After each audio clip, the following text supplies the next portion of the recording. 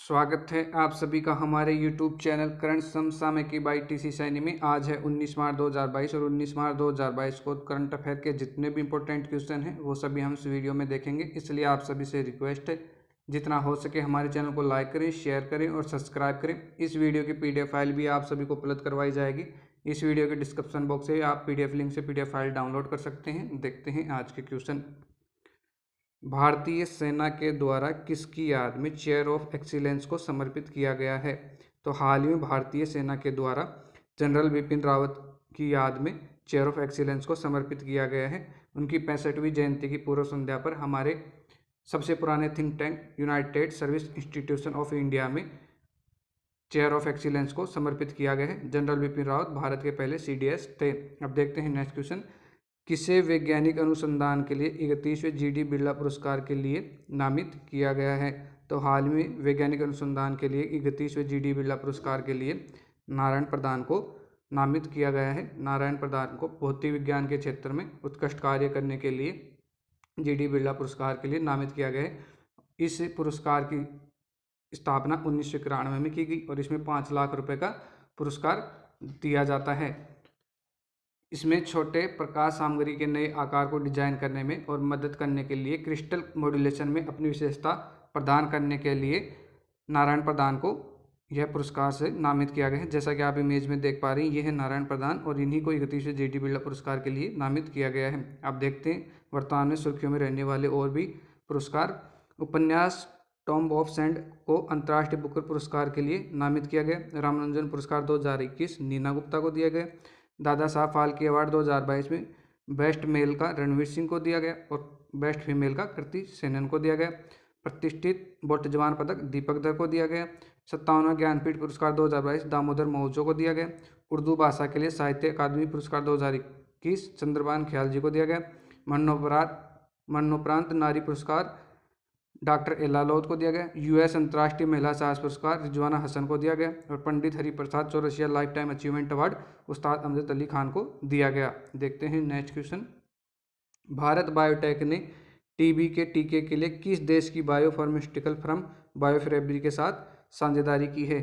तो भारत बायोटेक ने TB के टीके के लिए स्पेन की बायोफार्मिकल फर्म बायोफैब्रिक के साथ साझेदारी की। अब स्पेन की के साथ की है तो स्पेन की कैपिटल क्या है? मैड्रिड। और करेंसी क्या है? यूरो। और वर्तमान में स्पेन के प्रधानमंत्री कौन है? Pedro Sanchez. अब देखते हैं नेक्स्ट क्वेश्चन। किस राज्य सरकार ने वित्त वर्ष 2023 के लिए घाटे का बजट पेश किया है? तो हाल ही में असम सरकार के द्वारा वित्त वर्ष 2023 के लिए घाटे का बजट पेश किया गया। इस बजट में 600.03 करोड़ रुपए का घाटे का बजट पेश किया गया है। अब असम सरकार के द्वारा क्या है? तो असम की कैपिटल क्या है? दिसपुर। और वर्तमान में असम के मुख्यमंत्री कौन है? हिमंता बिस्वा शर्मा। और गवर्नर कौन है? जगदीश मुखी। अब देखते हैं असम के बारे में और भी इम्पोर्टेंट फैक्ट। भारत का एकमात्र गोल्डन बाघ असम में देखा गया, असम के काजीरंगा नेशनल पार्क में।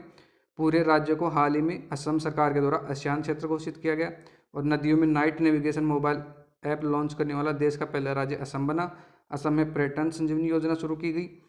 और डिंग एक्सप्रेस हिमा दास असम की है। और मनोहारी गोल्ड टी देश की सबसे महंगी बिकने वाली चाय असम में पैदा की जाती है। असम के लोक नृत्य बिहू नृत्य है और बागुरुम्बा नृत्य है। असम में काजीरंगा नेशनल पार्क है। काजीरंगा नेशनल पार्क एक सींग के गैंडे के लिए प्रसिद्ध है। और भारत में सिर्फ 2 ही राज्यों में एक सींग का गैंडा पाया जाता है। और कहाँ पाया जाता है? असम और पश्चिम बंगाल।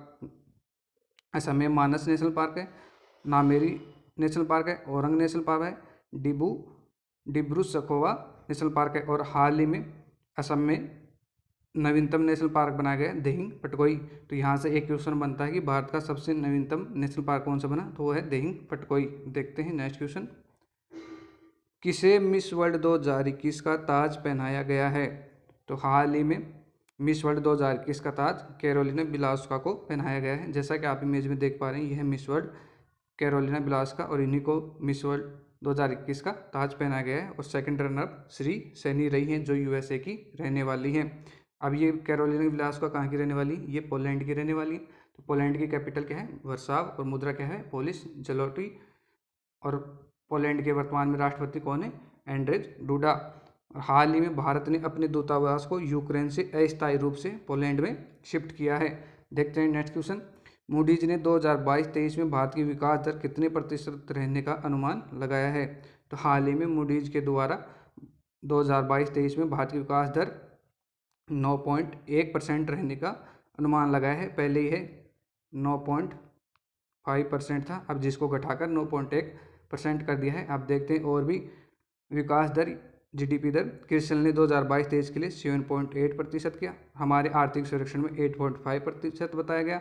एनएसओ के द्वारा 2021-22 में 8.9% बताया गया और मॉर्गन स्टैनली 2022-23 के लिए 8.1% बताया गया। हाल ही में मॉर्गन स्टैनली को विश्व स्तर पर bank of the year award से नवाजा गया है। देखते हैं नेक्स्ट क्वेश्चन।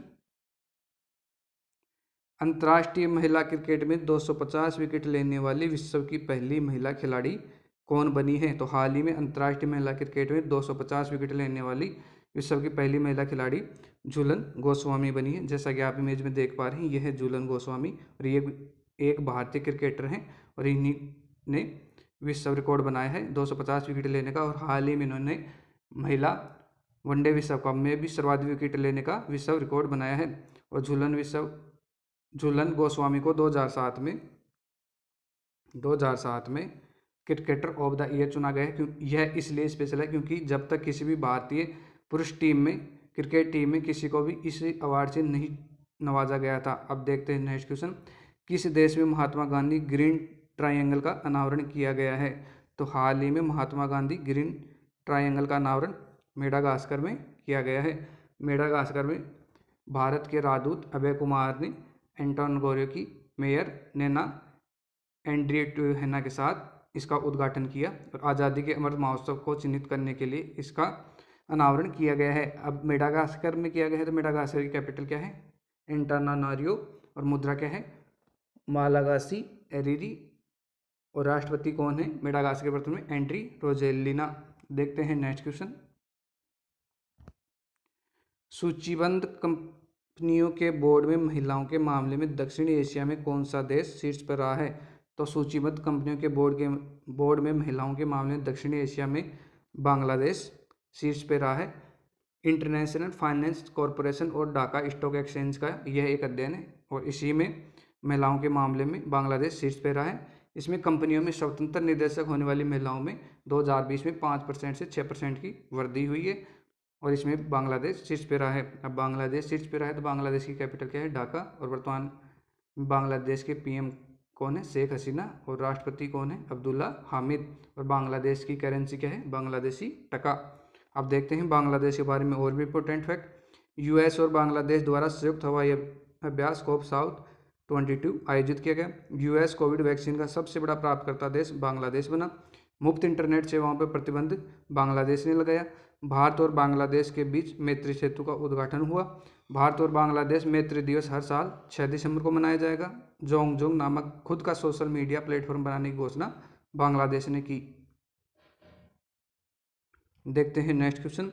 किस राज्य सरकार के द्वारा मेरी पॉलिसी मेरे हाथ अभियान लॉन्च किया गया है? तो हाल में कर्नाटक सरकार के द्वारा मेरी पॉलिसी मेरे हाथ अभियान लॉन्च किया गया है और यह प्रधानमंत्री फसल बीमा योजना का एक हिस्सा है और इसी में मेरी पॉलिसी मेरे हाथ अभियान अब शुरू किया गया है। प्रधानमंत्री फसल बीमा योजना की शुरुआत कब हुई? तो इसकी शुरुआत हुई 2016 में। अब यह अभियान कर्नाटक सरकार के द्वारा शुरू किया गया है। तो कर्नाटक की कैपिटल क्या है? बेंगलुरु। और वर्तमान में कर्नाटक के मुख्यमंत्री कौन है? विश्वराज एस बोम्बई। और गवर्नर कौन है? थावरचंद गहलोत। अब देखते हैं वर्तमान सुर्खियों में रहने वाले और भी अभियान, प्रोग्राम और पहल। Green deposit program DBS bank द्वारा शुरू किया गया। संभव और स्वावलंबन पहल एमएसएमई मंत्रालय द्वारा शुरू की गई। और कन्या शिक्षा प्रवेश उत्सव अभियान शिक्षा मंत्रालय और यूनिसेफ के द्वारा शुरू किया गया। महिला एड कार्यक्रम कर्नाटक सरकार के द्वारा शुरू किया गया। हाउस वर्क इज वर्क पहल एक्सिस बैंक के द्वारा शुरू की गई। और शक्ति अभियान ल्यूपिन लिमिटेड के द्वारा शुरू किया गया। और मातृ शक्ति उद्यमिता योजना हरियाणा सरकार के द्वारा शुरू की गई। देखते हैं नेक्स्ट क्वेश्चन। 36वीं इंटरनेशनल जियोलॉजिकल कांग्रेस का आयोजन कहाँ किया जाएगा? तो 36वीं इंटरनेशनल जियोलॉजिकल कांग्रेस का आयोजन दिल्ली में किया जाएगा। यह 20 से 22 मार्च तक चलेगी और इस बार की इसकी थीम क्या है? भूविज्ञान एक सतत भविष्य के लिए मूलभूत विज्ञान। इसका आयोजन किसके द्वारा किया जा रहा है? इसका आयोजन खान मंत्रालय के द्वारा किया जा रहा है और ये प्रत्येक 4 वर्ष में आयोजित किया जाता है। अब दिल्ली में किया जा रहा है तो दिल्ली के वर्तमान में मुख्यमंत्री कौन है? अरविंद केजरीवाल। और गवर्नर कौन है? अनिल बैजल। और डिप्टी सीएम कौन है यानी उप मुख्यमंत्री कौन है? मनीष सिसोदिया। अब देखते हैं दिल्ली के बारे में और भी इम्पोर्टेंट फैक्ट। दिल्ली में देश के पहले स्मोक टावर का उद्घाटन किया गया। ई कचरे से निपटने के लिए देश के पहले ई वेस्ट इको पार्क को दिल्ली में मंजूरी दी गई। जय भीम मुख्यमंत्री प्रतिभा विकास योजना की शुरुआत दिल्ली में की गई। रियल एस्टेट के लिए सबसे हरा भरा शहर दिल्ली को घोषित किया गया। साहित्य अकादमी के साहित्य उत्सव का आयोजन दिल्ली में किया गया। पूसा कृषि विज्ञान मेला 2022 दिल्ली में किया गया। स्कूल हेल्थ क्लिनिक का उद्घाटन दिल्ली में किया गया। स्मार्ट कार्ड शस्त्र लाइसेंस पेश करने वाली देश की पहली पुलिस दिल्ली पुलिस बनी। और शहरी खेती के लिए एक मेगा अभियान शुरू करने की घोषणा दिल्ली सरकार के द्वारा की गई। देखते हैं नेक्स्ट क्वेश्चन। किस फिल्म निर्माता को रॉयल नाइटहुड से सम्मानित किया गया है? तो हाल ही में स्टीव मैकक्वीन को रॉयल नाइटहुड से सम्मानित किया गया है। जैसा कि आप इमेज में देख पा रहे हैं, ये है स्टीव मैकक्वीन और इन्हीं को रॉयल नाइटहुड से सम्मानित किया गया है। ये एक ऑस्कार विजेता है और ब्रिटिश फिल्म निर्माता हैं। देखते हैं नेक्स्ट क्वेश्चन।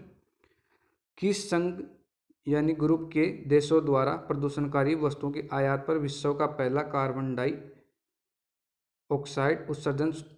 उत्सर्जन शुल्क लगाने का फैसला किया है? तो हाल ही में यूरोपीय संघ के देशों द्वारा प्रदूषणकारी वस्तुओं की आयात पर विश्व का पहला कार्बन डाइऑक्साइड यानी CO2 उत्सर्जन लगाने का फैसला लिया है। स्टील, सीमेंट, उर्वरक, विद्युत, एल्यूमीनियम आदि पर शुल्क लगाया जाएगा और 2030 तक यूरोपीय संघ के देशों के द्वारा 55% उत्सर्जन कम किया जाएगा। अब देखते हैं नेक्स्ट क्वेश्चन। 103 अरब डॉलर की दौलत के साथ एशिया के सबसे अमीर व्यक्ति कौन बने हैं? तो हाल ही में 103 अरब डॉलर की दौलत के साथ एशिया के सबसे अमीर व्यक्ति मुकेश अंबानी बने हैं। पहले गौतम अडानी शीर्ष पर पहुंच गए थे एशिया के सबसे अमीर व्यक्तियों में, लेकिन अब मुकेश अंबानी ने गौतम अडानी को पीछे छोड़ दिया है और एशिया के सबसे अमीर व्यक्ति फिर से बन गए हैं। देखते हैं नेक्स्ट क्वेश्चन। किस देश में इंस्टाग्राम की जगह रोस्टग्राम लॉन्च किया जाएगा? तो हाल ही में रूस के द्वारा अपना खुद का इंस्टाग्राम की जगह रोस्टग्राम लॉन्च किया जाएगा। हाल ही में रूस ने फेसबुक पर पूर्ण प्रतिबंध लगाया था। अब इंस्टाग्राम फेसबुक का ही एक प्रोडक्ट है, सोशल मीडिया है, जिसके तहत अब रूस ने इसके ऊपर भी बैन लगा के रोस्टग्राम लॉन्च किया जाएगा। अब रूस के द्वारा किया जाएगा। तो रूस के वर्तमान में राष्ट्रपति कौन है? Vladimir Putin. और रूस की कैपिटल क्या है? मॉस्को। अब देखते हैं रूस के बारे में और भी इम्पोर्टेंट फैक्ट। रूस ने यूरोपीय मानवाधिकार परिषद से अलग होने की घोषणा हाल ही में की। अब यूरोपीय संघ की स्थापना कब हुई? 1949 में। क्षेत्रफल की दृष्टि से विश्व का सबसे बड़ा देश रूस है। दुनिया की सबसे गहरी झील बैकाल झील रूस में है। रूस के द्वारा कार्गो स्पेसक्राफ्ट प्रोग्राम 77 लॉन्च किया गया। दुनिया के सबसे बड़े विमान मारिया को रूस के द्वारा नष्ट कर दिया गया। हाल में अंतर्राष्ट्रीय जूडो महासंघ ने रूस के राष्ट्रपति को अध्यक्ष पद से निलंबित कर दिया। और दुनिया में कच्चे तेल के उत्पादन में रूस सेकंड स्थान पर है और विश्व का सबसे अस्वीकृत देश हाल ही में रूस बना। आज के लिए इतना ही। धन्यवाद।